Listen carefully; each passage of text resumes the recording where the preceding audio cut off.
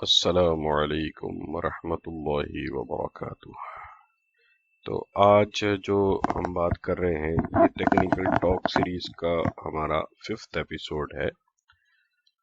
इससे पहले हम जो बात कर चुके हैं वो हम ये बात कर चुके हैं कि भाई कैंडल, बुलिश कैंडल और बियरिश कैंडल क्या होती हैं और उनके पीछे की लॉजिक क्या होती है। ठीक है। फिर हमने बात करी थी कि हायर हाइज और हायर लोज फॉर्मेशन क्या होती हैं और वो रीजन बेसिकली उनके पीछे क्या होता है। तो मैं क्विकली समराइज कर दूं कि कैंडल को तो हम बेसिकली जो यूज करते हैं वो इसलिए यूज करते हैं कि हमें ये पता चले कि बायर और सेलर का माइंडसेट क्या है, वो क्या सोचने की कोशिश कर रहे हैं, ऊपर के प्राइस पे क्या रिएक्शन आ रहा है, लोअर प्राइस पे क्या रिएक्शन आ रहा है, क्या ऊपर के प्राइस पे बाई आ रही है या नहीं आ रही है, नीचे के प्राइस पे बाई आ रही है नहीं आ रही है। ठीक है। और इसी तरीके से जब हम हायर हाइज हायर लोस को देखते हैं तो हम बड़े टाइम फ्रेम में जाके एक ट्रेंड चेक करने की कोशिश करते हैं कि स्टॉक जो है वो अप ट्रेंड में है या वो डाउन ट्रेंड में है, मतलब ऊपर की तरफ जा रहा है या नीचे की तरफ जा रहा है। मैंने एक एग्जांपल दिया था सेब का।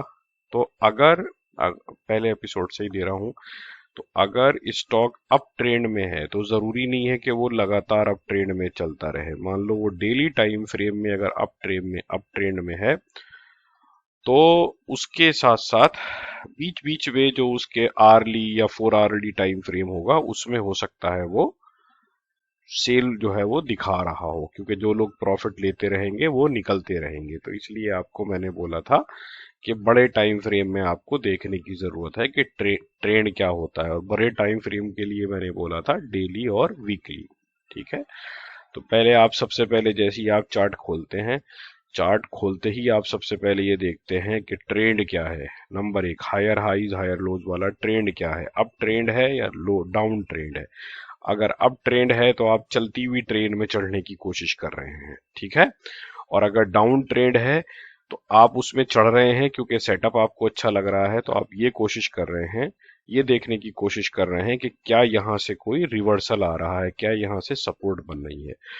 इसमें आपका डिसीजन लेने में आपको हेल्प करती है आपकी कैंडल की नॉलेज। ठीक है। तो ये पहला स्टेप। दूसरा स्टेप, इस तरीके से हमने बात करी थी कि टेक्निकल एनालिसिस बेसिकली 3 चीजों का नाम है कुल मिला के। नंबर एक, कैंडल के बारे में आपकी नॉलेज। नंबर दो, higher highs higher low support के बारे में आपकी नॉलेज। और नंबर तीन, सपोर्ट और रेजिस्टेंस। अब ये सपोर्ट और रेजिस्टेंस क्या है, ये तीसरी चीज है जो सबसे इंपॉर्टेंट है। अगर आप अच्छे से सपोर्ट और रेजिस्टेंस बनाना सीख गए तो यकीन मानिए आपको technical analysis, majority technical analysis आ गई। ठीक है। तो ये बहुत ही इंपॉर्टेंट चीज है, इस पर आपको बहुत ध्यान देना है।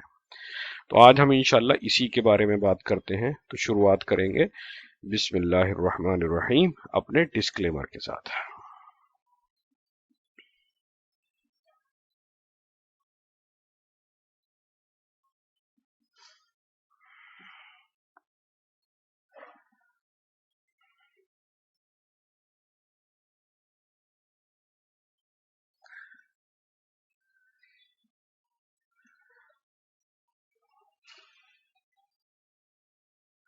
तो हमारा डिस्क्लेमर सेम है। मैं सेबी रजिस्टर्ड एनालिस्ट नहीं हूँ, इनफैक्ट मैं एनालिस्ट ही नहीं हूँ, मैंने कोई फाइनेंस की फॉर्मल एजुकेशन नहीं ली है।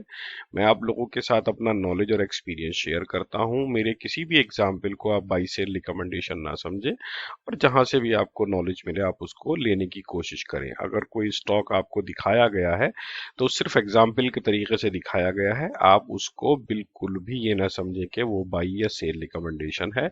और शेयर मार्केट में पैसा जो है डूबने के चांसेस बहुत रहते हैं। बिना सेल्फ स्टडी के, बिना अपने फाइनेंशियल एडवाइजर की हेल्प के आपको इन्वेस्ट जो है वो बिल्कुल भी नहीं करना चाहिए। ठीक है। चलिए अब बिस्मिल्लाहिर्रहमानिर्रहीम करते हैं शुरुआत और पहुंचते हैं अपने चार्ट पे। अब ये चार्ट सेम है जो पिछली बार मैंने दिखाया था, कुछ नया नहीं है ना। अब कुछ लोग आप में से कंफ्यूज रहते हैं कि मेरे पास मैसेज भी आते हैं कि सर सबसे मुश्किल काम जो है वो यही है क्या सपोर्ट रेजिस्टेंस पता करना। तो अब मैं बताता हूं कि सपोर्ट क्या होती है। देखो, सपोर्ट एक ऐसा प्राइस होता है जहां से बार बार बाइंग आती है, जहां से बार बार बाइंग आती है, यानी कि उस पर्टिकुलर टाइम फ्रेम पर जब प्राइस पहुंच जाता है तो बायर जो है ये सोचते हैं कि अब ये जस्टिफाइबल प्राइस है और अब हम इसको खरीद सकते हैं, अब वापसी के चांसेस जो है वो बहुत अच्छे हैं। तो सपोर्ट वो होता है। रेजिस्टेंस क्या होता है? रेजिस्टेंस वो प्राइस होता है जहां पर पहुंचने के बाद सेलर को, बायर को ये लगता है, जो होल्ड करे हुए बैठे हैं, कि अब ये प्राइस जो है पीक हो गया, अब हमें यहां से निकलना चाहिए। ठीक है। तो अभी क्या है, जैसे मान लो आम पक जाता है तो चलो भाई अब इसको तोड़ लो वरना ये खराब हो जाएगा, तो यानी कि रिस्क रिवार्ड जो है वो आपका गड़बड़ा जाता है। तो जैसे जैसे आप रेजिस्टेंस के आसपास बाई करोगे वैसे वैसे प्रॉब्लम होती चली जाएगी। ये तो इसकी डेफिनेशन हो गई। अब ये ड्रॉ कैसे करते हैं? तो इसका आसान, सबसे आसान तरीका है इसका कि आप इस अपने कैंडल चार्ट को ऐसे कन्वर्ट करके देखो, एक बार देखो, यहां कन्वर्ट करके देखो, तो आपको समझ में आएगा कि ये टॉप क्या है। बेसिकली ये जो टॉप है ना, यही तो हमारा वो है, रेजिस्टेंस है। दो लाइनों को जब आप मिलाते हैं, किन्हीं भी दो लाइनों को जब आप मिलाते हैं, तो आपका जो है वो क्या बन जाता है, एक लाइन बन जाती है जो या तो सपोर्ट होती है या रेजिस्टेंस होती है। ठीक है, ये देखो ऐसे, ये आपको एक रफ आइडिया दे देता है बेसिकली एरिया वाला चार्ट, कि कैसे, कहां पर आपको जो है वो मिल रहा है। अब हम इसे कन्वर्ट करते हैं फाइन ट्यूनिंग के लिए ऐसे। तो देखो ये सही नहीं हुआ क्योंकि उसमें बॉडी ले रहा था और हम ले रहे हैं यहाँ पर विक। तो हमें बेसिकली टच करनी होती है विक। एक चीज मैं यहाँ पर बताता चलूं कि बेसिकली ये जो सपोर्ट रेजिस्टेंस ड्रॉ होता है ना, ये दो तरीके का होता है। एक तो होता है हॉरिजॉन्टल। हॉरिजॉन्टल का मतलब क्या हुआ, इस तरीके की लाइन, इस तरीके की लाइन है। ठीक है। और एक होता है ट्रेंड लाइन, जिसको आप कह लो, वो होता है ऐसे टेढ़ा। ठीक है। तो ये दो तरीके का होता है। अब इसमें जो सबसे स्ट्रांग होता है वो होता है हॉरिजॉन्टल। हॉरिजॉन्टल सेटअप जो है वो बहुत स्ट्रांग होता है। और एक मैं आपको एक बात बताऊं कि बहुत सारी जगह पर ऐसा होता है कि हॉरिजॉन्टल सेटअप जो है वो ट्रेंड लाइन के साथ मैच कर जाता है, वो बहुत ही स्ट्रांग सपोर्ट या रेजिस्टेंस बन जाता है। अब हम यहाँ पर उल्टी सीधी दो चार लाइनें ड्रॉ करने की कोशिश करेंगे ताकि आपको समझ में आए कि मैं क्या कह रहा हूं इतनी देर से।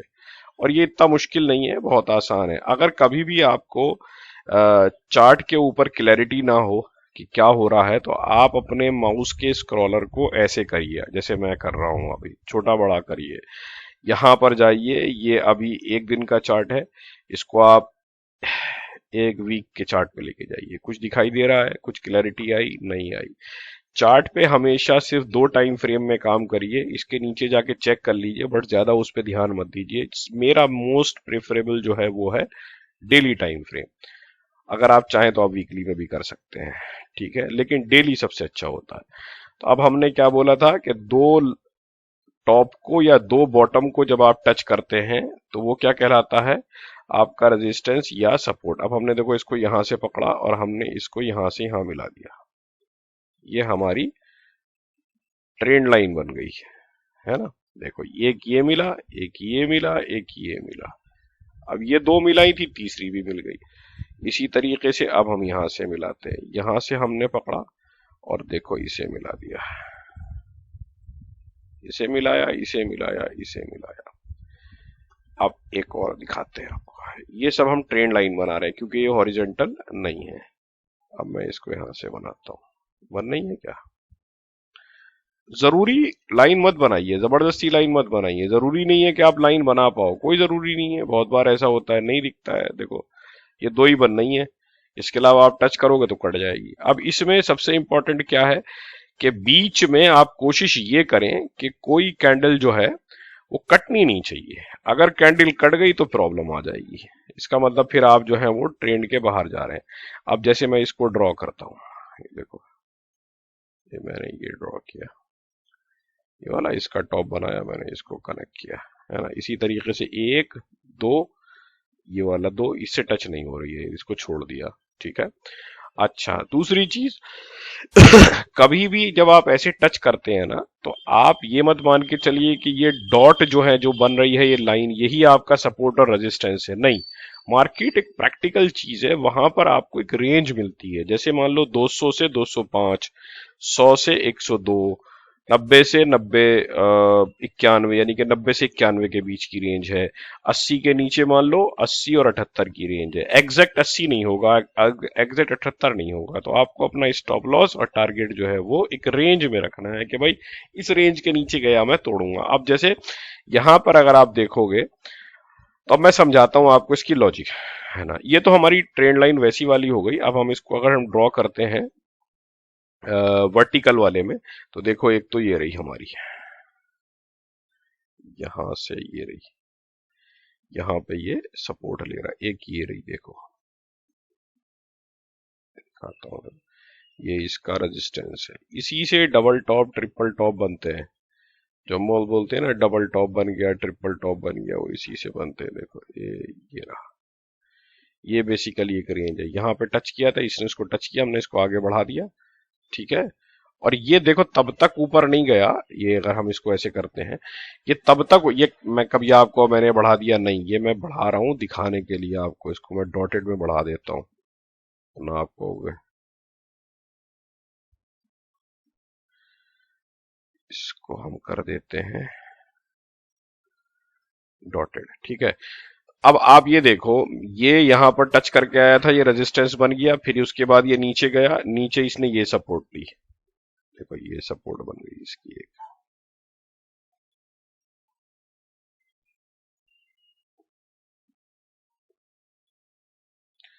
यहाँ पे सपोर्ट ली, और देखो इसी पे फिर ये इस वाले जोन में यहाँ सपोर्ट ले रहा है। एक बार यहाँ ली सपोर्ट, फिर यहाँ ली, और अगर आप इसको आगे बढ़ाएंगे तो ये वाली जोन भी जो है वो वही वाली है जहां पर इसने सपोर्ट ली। यहाँ पर इसने सपोर्ट ली, यहाँ पर आपका वो कैंडल कैंडल का वो ज्ञान काम में आएगा जो हमने बात करी थी कि अनडिसिसिवनेस है। और ये यहाँ से फिर डिसिसिवनेस हुई, अगले दिन जाने के बाद ये थोड़ा थोड़ा सा ऊपर पुल हुआ, और ऊपर पुल होने के बाद फिर ये नीचे आ गया, ठीक है। अब नीचे आने के बाद इसने, क्योंकि इसको तोड़ दिया था, ये इसका सपोर्ट था, बहुत आसान है, आप लॉजिक लगाते रहे चलता रहे। यहां से क्योंकि इसने इसको तोड़ दिया था, अब ये नीचे गया। अब इसको नीचे जाने के बाद यहां से कैंडल वैसी बनी जैसी हमने बात करी थी, अनडिसिसिवनेस आई, ये देखो पिन वाली बनी, और ऊपर गई। ऊपर जाने के बाद क्योंकि इसने इसको नहीं तोड़ा था, इस वाले हाई को नहीं तोड़ा था, हाई 1 हाई 2, तो हाई 1 हाई 2 को नहीं तोड़ा था, तो फिर ये यहां से नीचे आ गया। फिर इसने देखो ये एक छोटी सी सपोर्ट ली। Now you see we have another support,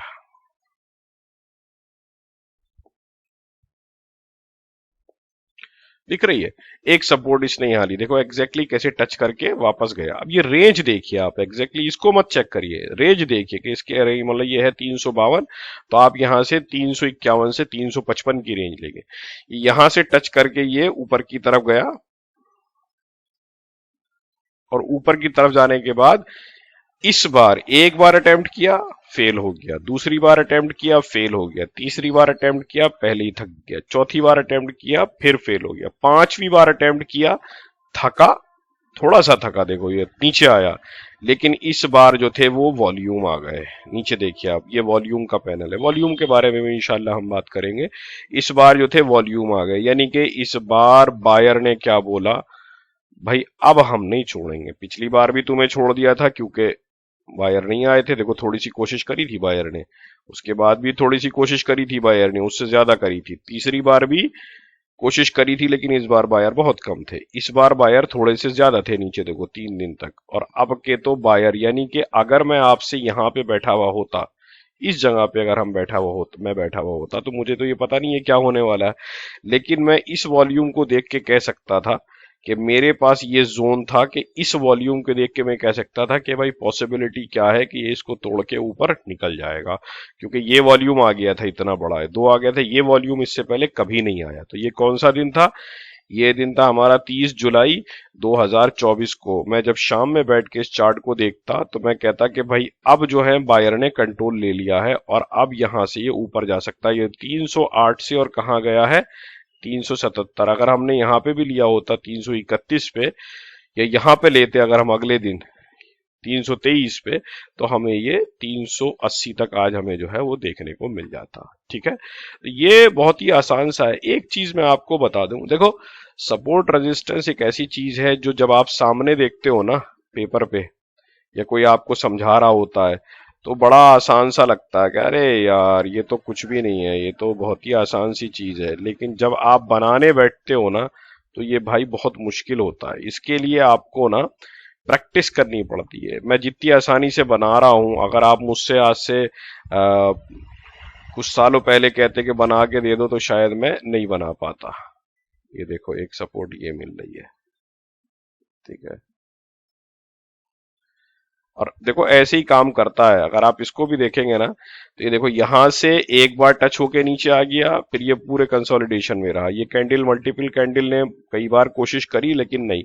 लेकिन जब इसने इसको तोड़ दिया, इस वाले रेजिस्टेंस को तोड़ दिया इसने और ऊपर गया है, तो आप ये देखिए कि उसके बाद फिर ये नीचे उस जोन तक आया ही नहीं है, यहां आया है, यहां जाके आया। ये देखो यहां जाके आया। अगर मैं इसको छोटा करता हूं ना, ये देखो इस वाली लाइन को जब इसने तोड़ दिया, इस वाले रेजिस्टेंस को जब इसने तोड़ दिया है, तो आज तक ये इसके नीचे नहीं आया है। तो अगर मैंने यहां पर एंट्री ले ली थी, है ना, तो अब तक ये उस लेवल पर नहीं आया है। यानी कि वंस एक बार रेजिस्टेंस टूट जाता है तो वो बहुत स्ट्रॉन्ग सपोर्ट बन जाती है। और एक चीज और बताऊं, जहां पर आपको ऐसा रेजिस्टेंस दिखाई दे कि मल्टीपल कैंडल्स ऐसी फॉर्म हो रही हैं, चाहे वो रेजिस्टेंस हो और चाहे वो सपोर्ट हो, तो वो अगर रेजिस्टेंस है तो रेजिस्टेंस भी बहुत स्ट्रांग होगा, और अगर वो सपोर्ट है तो वो सपोर्ट भी बहुत स्ट्रांग होगी। तो ये आपको मैंने ट्रेंड लाइन और वो दोनों दिखा दी। अब मैं आपको एक बहुत ही बढ़िया चीज बताता हूं जो मेरा फेवरेट पैटर्न है, और मैं बहुत छोटे टाइम फ्रेम में, यानी कि डेली टाइम फ्रेम में इस पे बड़े मजे मजे में काम करता हूं। और मैं आपको भी सजेस्ट यही करता हूं कि आप इस पे जितनी प्रैक्टिस कर सकते हो ना, उतना आपको अच्छा हो जाएगा। क्या है, ये मेरा फेवरेट पैटर्न है जो इस टाइम पे आपको दिख रहा है अपनी स्क्रीन पे। इसको मैं कर देता हूं लाल। तो मैं इस पैटर्न पे काम करता हूं। कैसे करता हूं मैं आपको समझाता हूं। देखो ये मेरा फेवरेट पैटर्न है। मैं यहां से उठाया, फॉर एग्जाम्पल मैंने यहां पर एक अपना ट्रेंड लाइन ड्रॉ करी। अभी ये वाली ट्रेंड लाइन आई नहीं। अब मैं यहां पर ये ट्रेंड लाइन जब ड्रॉ कर रहा हूं, ये वाली, तो मुझे ये लेवल तो दिख रहे हैं ना, ये लेवल तो दिख रहे हैं और ये लेवल भी दिखाई दे रहे हैं। मैं क्या करता हूं, मैं यहां पर ये लेवल देखता हूं। ये देखो ये मल्टीपल सपोर्ट बन गई। एक लेवल तो ये हो गई सपोर्ट 1, और ये हो गई दूसरी सपोर्ट 2। बोला ना मैंने रेंज पे काम करते हैं। ये मुझे 2 सपोर्ट मिल गई। तो यानी कि ऊपर वाली सपोर्ट 251 पे है और नीचे वाली सपोर्ट जो है 236 पे है। और मैं एंट्री कहां पे ले रहा हूं, ये इसने ट्रेंड लाइन ब्रेक करी। इसको छोड़ दो, अभी हटा देते हैं। ये ट्रेंड लाइन इसने ब्रेक करी, ऐसे चल रही थी ना ये, है ना। ये ट्रेंड लाइन मैंने ड्रॉ करी, इसने ब्रेक करी। ये इस वाली कैंडल के ऊपर इसकी क्लोजिंग हुई, इस लाइन के ऊपर, रेड लाइन के ऊपर इसकी क्लोजिंग हुई। और मैंने इसमें यहां पर एक सपोर्ट देखा। ये क्या सपोर्ट बनना है, 262 पे मैंने इसमें एंट्री ले ली, बिस्मिल्लाहिर्रहमानिर्रहीम करके। बाकी और भी पैरामीटर्स हैं, लेकिन मैं इंशाल्लाह वो आपको बताऊंगा। जैसे 1226 भी देखते हैं हम, लेकिन मैं आपको एक आइडिया दे रहा हूं। अब मैंने ये जब क्लोज हो गया यहाँ इसके ऊपर, तो मैंने यहां पर एंट्री ले ली और यहां पर मुझे इसकी सपोर्ट दिख गई। यानी कि 262 पे मैंने एक एंट्री ली 251 की सपोर्ट लेके। अब मेरा पहला जो, ये देखो ये छोटा सा हायर हाइज बनना है, हायर हाइज बनना है। तो हायर हाइज बनना है तो मैं यहाँ पे आराम से यहाँ से 262 से लेके और ये 286 तक का मेरे पास 15-20 रुपए का मेरे पास प्रॉफिट आ गया छोटे टाइम फ्रेम में। ठीक है, अब क्योंकि ये वाला एक हमारे पास ऑलरेडी एक रेजिस्टेंस है, ये वाला, तो मैं इस रेजिस्टेंस के पहले ही निकल जाऊंगा। यानी कि ये वाली कैंडल मैं यहाँ पे ड्रॉ करके रखूंगा ना कि भाई ये मेरा ये रेजिस्टेंस है, यहां पर मैं ये घुसा था, मुझे ये सपोर्ट मिली, ये मेरा टॉप बन गया, तो मैं इससे पहले ही निकल जाऊंगा। और ऑफ कोर्स मैं 12-26 वाली स्ट्रेटजी भी देखूंगा स्टॉप लॉस ट्रेल करने के लिए, लेकिन मैं आपको सिर्फ इसी के हिसाब से बता रहा हूं। अगर मैं सिर्फ ऐसे ही काम करूं, तो मुझे यहां पे क्या दिखाई दे रहा है कि भाई तुझे 280 के ऊपर जो है वो नहीं बैठना है। अब 280 के ऊपर अगर नहीं बैठना है, तो मैं कम से कम अगर सेल नहीं भी करूंगा तो मैं कॉशियस जरूर रहूंगा कि यार ऐसा ना हो कि यहां से ये डाउन मार जाए। तो अब मुझे पहली कैंडल जैसे ही दिखाई दी ये वाली रेड कैंडल, मैं थोड़ा होशियार हो गया, और जैसे ही मुझे दूसरी कैंडल ये वाली रेड दिखाई दी कि डाउन जा रहा है, मैंने एग्जिट मार दिया। ठीक है, नाउ सेम पैटर्न में बैठा हूं मैं, कोई मुझे दिमाग नहीं लगाना, मैं फिर यहां बैठ गया। जब इसने यहां से सपोर्ट ली, यहां से इसने ये वाली कैंडल बनाई, मैंने इसको फिर रेजिस्टेंस माना, फिर अपना सपोर्ट माना इसको 251 को, मैं फिर यहाँ पे बैठ गया। यहाँ पे बैठने के बाद फिर मैंने उसी को ले रखा है 284, 280 से 284, 20 रुपए फिर मुझे मिल रहे हैं। फिर मैं यहीं पे बैठा हूं और इस बार मैं फिर यहीं पे एग्जिट मार दी मैंने। जैसे ये वाली कैंडल बनी, मैंने फिर एग्जिट मार दी। छोटे छोटे ट्रेडिंग के फंडे हैं। अब उसके बाद तीसरी कैंडल आप देखिए, तीसरी कैंडल फिर यही फंडा हुआ, मैंने फिर यहाँ पे एंट्री ली, और फिर उसके बाद मैं थोड़ा सा पैसे पहले ही निकल गया, क्योंकि ये वहां तक गया ही नहीं, यहां पे निकल गया। अब मैं यहाँ पे ये सोचिए कि मेरा यहाँ पर निकलना, यहाँ पर निकलना, यानी कि ये कहानी कब से हुई? ये कहानी हुई 15 मार्च से, अगर मैं कहूं 15 नहीं, ये हुई 27 मार्च से लेके, और ये क्या डेट है आपकी? 14 मई, 14 नहीं 27 मार्च से लेके, और क्या डेट है? 27 मार्च से लेके, 27 मार्च से लेके, और ये हो गई 15 मई। 15 मई तक मैंने इसमें 3 1 2 3 1 2 3 3 4 ट्रेड जो है वो बढ़िया करके मैंने लगा लिए। ठीक है, बिना लॉस के। अब एक ट्रेड ये बनना है उसी में, सेम चार्ट में, और जैसे जैसे मैं एक चार्ट पे प्रैक्टिस करता रहूंगा, मुझे इसके जो है वो लेवल याद होते चले जाएंगे। नाउ यू सी कि ये वाला जो चार्ट है, यहां पर ये वाली कैंडल बनी, मैं फिर घुस गया 232 पे। अब मेरे पास ये वाले लेवल हैं सपोर्ट के, 208 का है, 232 पे घुसा मैं, और यहां पर घुसने के बाद मैं देखो बैठा रहा। यहां पर मैंने ये वाली कैंडल पे तो मैं एग्जिट कर नहीं पाऊंगा, जैसी मुझे दिखाई देगी अगले दिन मैं एग्जिट कर दूंगा। तो यहां पर घुसा था मैं कितने पे? 232 पे। ये क्या लेवल है? 268। मैंने फिर एग्जिट मार दिया यहाँ पे। उसके बाद मैं फिर बैठा रहूंगा। अब तीसरी बार सेम पैटर्न चल रहा है ना। अब एक पैटर्न मुझे यहां पर भी दिखता है जो थोड़े बड़े टाइम फ्रेम का है, ये देखो आप, है ना। तो ये कैंडल यहां पर बंद हुई, और मैंने यहां 279 के आसपास यहां पर एग्जिट मारा। सपोर्ट मेरी ये वाली है, ये 251 की। उसके बाद आप देखेंगे कि इसको मैं थोड़ा सा कॉशियस रखूंगा, और जैसे ही इसने ब्रेक किया, यानी कि इससे पहले मुझे एंट्री मिल गई, और देखो मैं कहां तक पहुंच गया। तो एक पर्टिकुलर स्क्रिप्ट के अंदर मैंने आराम से 1 2 3 4 5 6 ट्रेड लिए, और सारे के सारे ट्रेड जो है अल्हम्दुलिल्लाह मेरे सक्सेसफुल रहे। ये मैं एक तरीका बता रहा हूं आपको कि आप छोटे छोटे ट्रेड लेके प्रॉफिट बना सकते हैं। अब इसके अलावा आपके पास बॉटम बहुत पास में है, मतलब आपके सपोर्ट जो है वो बहुत दूर नहीं है, सपोर्ट एकदम पास में है। तो आप थोड़ा सा कॉन्फिडेंट हो सकते हो कि चलो सपोर्ट ब्रेक भी हुई तो बड़ा लॉस मेरा नहीं होगा। ठीक है, एक तो ये चीज हो गई। दूसरी चीज जो है वो ये है कि मैं सिर्फ इसी पे काम नहीं करता हूं। मेरी एक 1226 की स्ट्रेटजी है जिसमें इंडिकेटर्स में लगाता हूं, तो वो मुझे पुश करते हैं कि भाई सपोर्ट करते हैं बेसिकली। जैसे आपकी बिरयानी जब तैयार हो जाती है तो उसके ऊपर आप चटनी डालते हो ताकि जायका ज्यादा आ जाए, इसी तरीके से इंडिकेटर जो है आपको थोड़ा सा जायका देते हैं कि आप जो है वो एंट्री एग्जिट जो है वो कैसे अपनी प्रेसाइज कर लेते हैं। जिसमें मैं ईएमए का भी इस्तेमाल करता हूँ, आरएसआई का भी इस्तेमाल करता हूँ। अब सारी वीडियो मैंने बना रखी है, बट क्योंकि मैं इसमें बेसिक से बता रहा हूँ कि सपोर्ट रेजिस्टेंस कैसे काम करती है, टेक्निकल एनालिसिस के पीछे की लॉजिक क्या होती है, तो इसलिए मैं ये सारी चीजें आपको शायद रिपीट कर रहा हूँ या दोबारा बता रहा हूँ। ठीक है, तो ये एक छोटा सा था आज का सपोर्ट रेजिस्टेंस का। लेकिन मैं आपको बता दूं कि भाई आप जो है कम से कम पर डे 1 घंटा जो है 4 या 5 चार्ट लीजिए, उसको ड्रॉ करिए, तभी आपको ये समझ में आएगा कि सपोर्ट रेजिस्टेंस कैसे काम करता है। देखो जैसे मैंने छोटे छोटे टाइम फ्रेम में बना के दिखा है, इसको मैं बड़े टाइम फ्रेम में भी कन्वर्ट कर सकता हूँ, कोई इतना बड़ा मसला नहीं है। बड़े टाइम फ्रेम में करके अगर आप देखोगे तो देखो सेम ही रहेगा, देखो ये मोर और लेस सेम रहेगा, थोड़ा सा एडजस्टमेंट करना पड़ेगा। यानी कि अगर मैं वीकली में ट्रेड करता हूँ, बट क्योंकि मैं मेरा टाइम फ्रेम जो है वो डेली का है, और मैं डेली में ट्रेड करता हूँ, मतलब इंट्राडे नहीं, डेली टाइम फ्रेम देख के मैं पोजिशनल ट्रेड करता हूँ। और मैं बेसिकली मैक्सिमम किसी भी पोजीशन को जो होल्ड करता हूँ 6 हफ्ते तक होल्ड करता हूँ। अगर लॉस में है तो भी होल्ड करता हूँ, प्रॉफिट में है तो भी होल्ड करता हूँ। और मैं जनरली लोगों को बोलता हूँ कि भाई 5% या 50 रुपए आपको मिल जाए तो आप निकल जाओ। बट अल्हम्दुलिल्लाह क्योंकि मुझे काफी वक्त हो गया है तो मैं ज्यादा भी निकाल लेता हूँ। ट्रेंड देखने के बाद और रेजिस्टेंस देखने के बाद मैं थोड़ा लंबा भी होल्ड कर लेता हूँ, क्योंकि मैं थोड़ा रिस्क रिवार्ड अपना बढ़ा देता हूँ। तो ये इस तरीके से है। अब आप लोग प्रैक्टिस जरूर करिए, ठीक है। और दूसरों तक पहुंचाइए मैसेज। अगर आपको लगता है कि यहाँ पर आपको सीखने को मिल रहा है, दूसरों तक पहुंचाइए। इंशाल्लाह कोई भी ऐसा बंदा नहीं होना चाहिए जो शेयर मार्केट में हो और उसको लॉस हो, ठीक है।